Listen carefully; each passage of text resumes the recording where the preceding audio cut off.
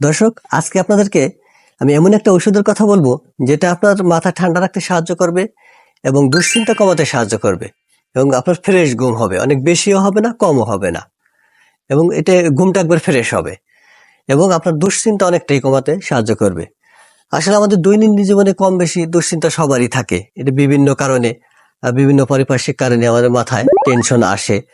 আমরা অনেক চেষ্টা করি যে দুশ্চিন্তা করব না, এই টেনশন করব না, কিন্তু তারপরও টেনশন মাথায় চলে আসে।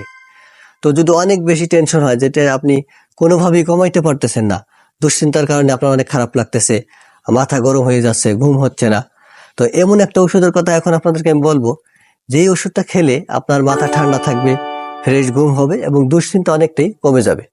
সেই ওষুধটা হলো একটা হলো লিম্বিক্স অথবা রিলাইফ। এটা দুইটা কোম্পানির। লিম্বিক্স হলো আপনার একমি কোম্পানির আর রিলাইফ হলো এসকেপ কোম্পানির। দুইটা একই ওষুধ, আপনার যে কোনো একটা খাইতে পারেন। এটার দাম হলো, লিম্বিক্স হলো 10 টাকা পিস আর রিলাইফ হলো 8 টাকা পিস। একই কাজ, জাস্ট কোম্পানি ভিন্ন আর কি।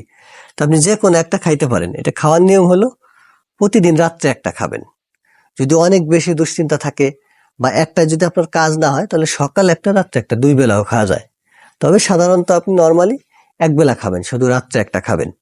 এটার আরো একটা কাজ আছে, সেটা হলো আপনার এটা দুশ্চিন্তাও কমায় এবং মাথা ব্যথা কমাতে সাহায্য করে। যাদের অনেক বেশি মাথা ব্যথা হয়, যে মাথা ব্যথার জন্য বিভিন্ন ওষুধ খান কিন্তু মাথা ব্যথা কমে না, সেই ক্ষেত্রে আপনি মাথা ব্যথার ওষুধের সাথে যদি একটা লিম্বিক্স অথবা একটা রিলাইফ খান, তাহলে দেখা যায় আপনার মাথা ব্যথা তাৎক্ষণিক ইনশাল্লাহ কমে আসবে।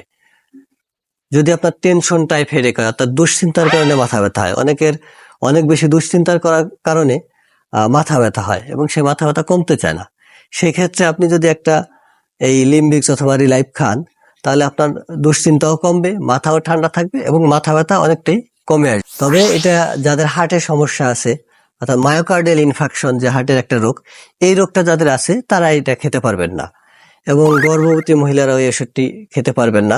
আশা করি এটি আপনাদের কম বেশি কাজে লাগবে।